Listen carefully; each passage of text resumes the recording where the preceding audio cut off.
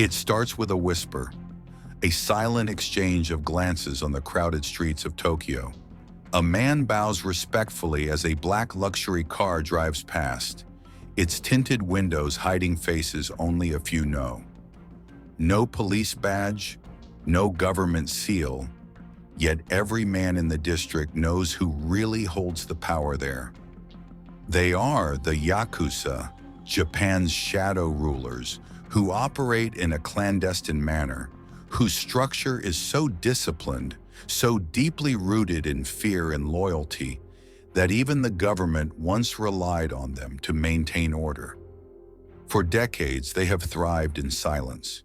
Neither entirely criminals nor entirely businessmen, the Yakuza are a paradox, a code of honor born of dishonor, a family bound not by blood, but by fear. But how did this secret power structure evolve into one of the world's most organized crime empires? And how does fear keep it alive even today, when the world is trying to erase it from existence? The story begins centuries ago, in the chaos of feudal-era Japan. Jacob's rise came not from power, but from rejection. They were the outcasts, gamblers, peddlers, and misfits. Known as Bakuto and Takiya, they were despised by samurai and commoners alike. But rejection gave birth to unity. These people created their own code, their own identity, and most importantly, their own hierarchy.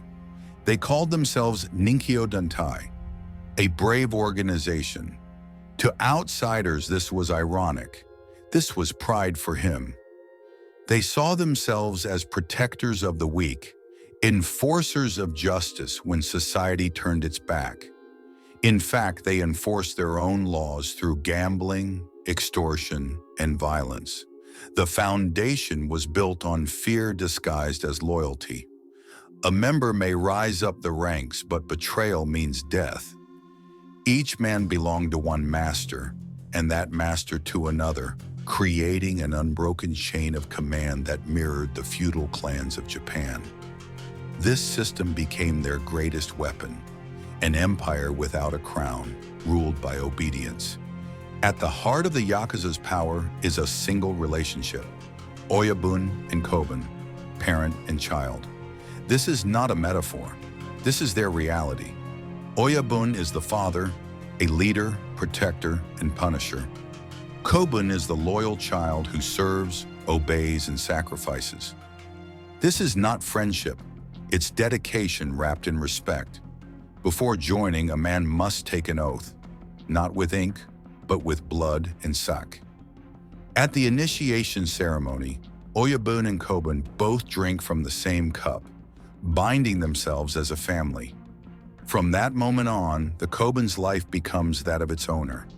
Every decision, every act of violence, every word spoken in public, everything is done in his name. This ritual creates something more powerful than money or muscle. It creates the fear of disappointment. Disobedience in Jacob is worse than death. The shame of betraying one's Oyabun may cause a person to end their life before being punished. That fear keeps the chain unbroken, even when the law tries to break it. To understand Jacob's kingdom, imagine a pyramid of fear and honor. At the top sits the Kumicho, the supreme boss, the man who commands thousands without lifting a finger. Below him are lieutenants, advisors, and regional chiefs, each running their own area with complete control. Below them are the Wakagashira, Shotei, and Kobun, younger brothers and soldiers who execute every order without question. This hierarchy is carefully arranged. Each rank has duties, pay, and penalties. A Kobun makes money through gambling, loan sharking, or protection services, a polite term for extortion, and sends a percentage up to his boss. Money flows upward, power flows down. The structure operates like a corporation, only deadlier. There are financial managers, legal advisors, and even public relations officers who ensure that the Yakuza appear as businessmen rather than gangsters. Many Yakuza groups own production companies, talent agencies, and nightclubs. To the world, they look legitimate, but behind those tinted windows and polite smiles hides a machine powered by fear and silence. What keeps a person loyal when law and morality fail? Fear. Not just fear of death, but also fear of shame, exposure, and betrayal. Jacob has mastered psychological control. Each member knows that betrayal means punishment not only for him, but also for his family, his friends, even his hometown. To reinforce this fear, the Yakuza practice yubitsume, a ritual of self-punishment. If a person fails or insults his boss, he cuts off a part of his finger as an apology. That missing piece becomes a permanent reminder of obedience. It's gruesome, yet effective. The more fingers are lost, the more difficult life becomes. Even handling weapons becomes difficult. This makes the individual even more dependent on his Yakuza family for survival. Through fear, they create dependency. Through dependence, they build power. One of the most shocking truths of Japan's modern history is this. For decades, the government and the Yakuza coexisted, sometimes even cooperated. After World War II, when Japan lay in ruins, the Yakuza helped rebuild black markets, restore order, and even suppress communist insurgencies. In many cities, Yakuza leaders worked with politicians and police to maintain control.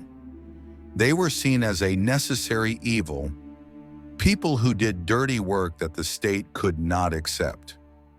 During the economic boom of the 1980s, Yakuza groups invested in construction and real estate, making millions both legally and illegally. They became businessmen in costumes, polite, punctual, and scary. Their offices were registered, their addresses were public. Imagine, the most dangerous criminal organizations in the world are operating with nameplates outside buildings. Only the Yakuza can create this kind of contradiction. Yakuza often talk about Ninkyo valor. They claim to protect the weak, punish traitors, and honor loyalty. But in fact, that code has changed over time. What began as a moral shield became a mask of cruelty. In the early days, Yakuza gangs provided food and protection during natural disasters. Even today, some groups donate supplies after earthquakes or floods, actions that earn them public sympathy. But these gestures are not pure kindness. They are invested in fear and respect. Jacob's honor lies in reputation, not merit.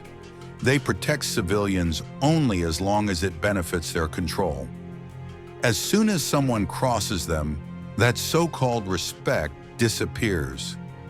The illusion of morality keeps their empire respectable, but fear keeps it running. Money is hidden behind every empire, and Yakub's empire is no exception. Their annual revenue, though hidden, is estimated in the billions.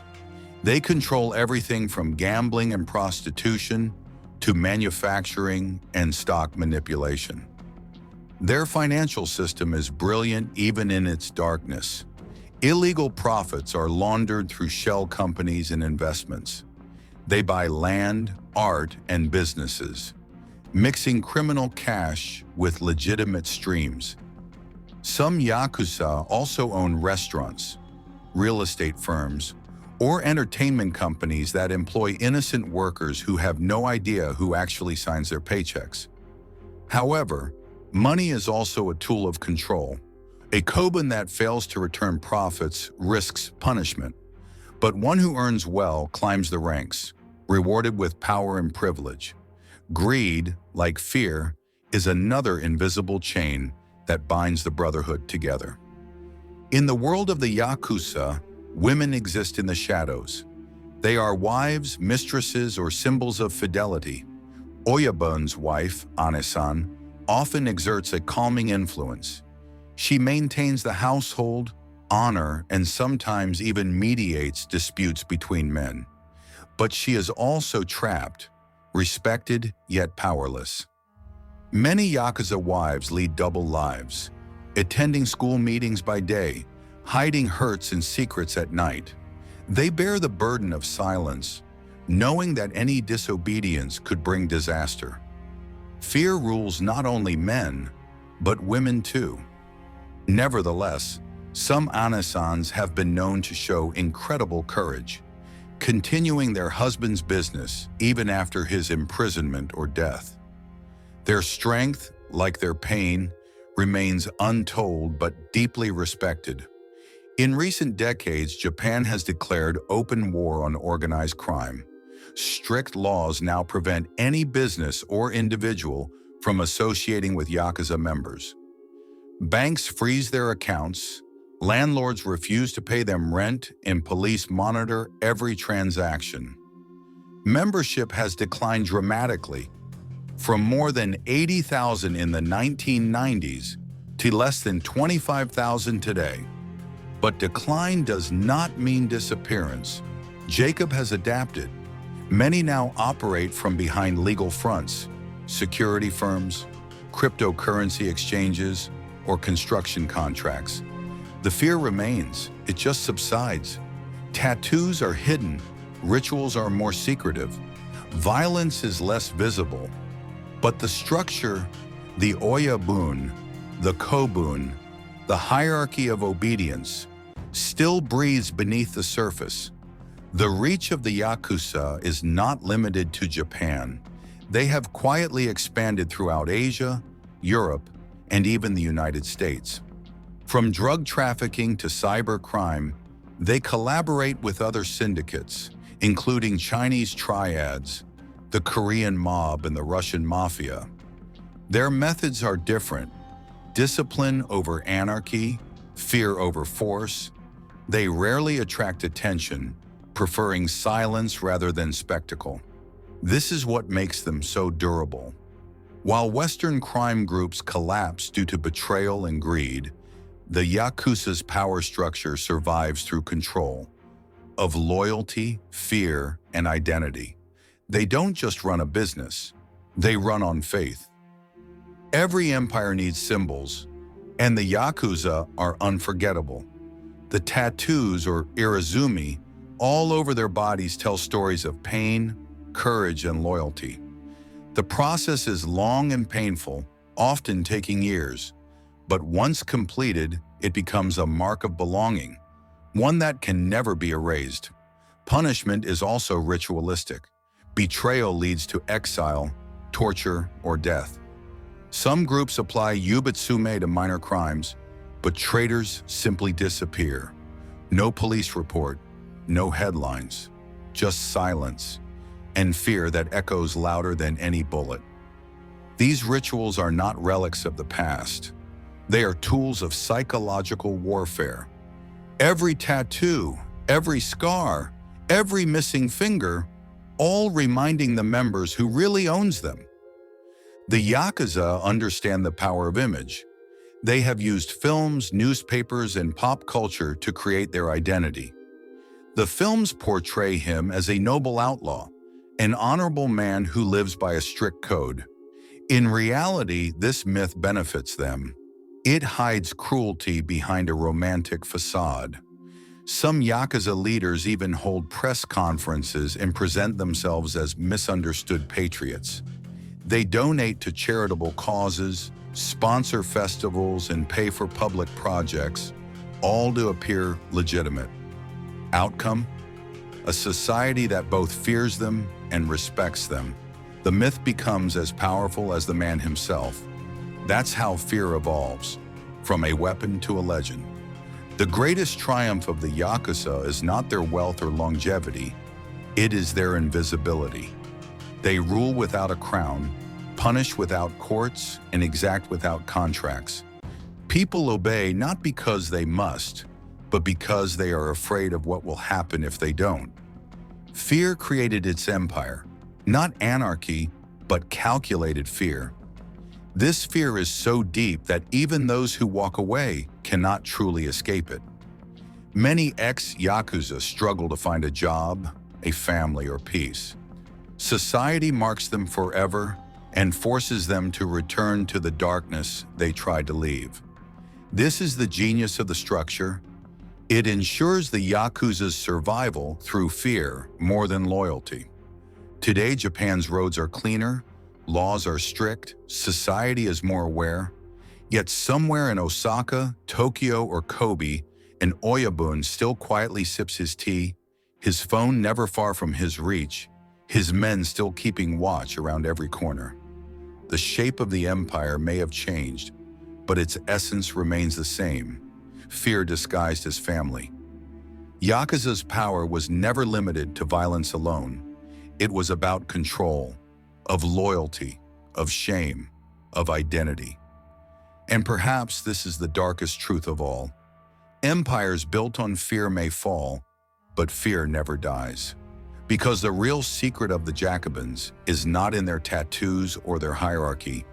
It is in the weakness of the human heart, of subjectivity, of obedience, of power.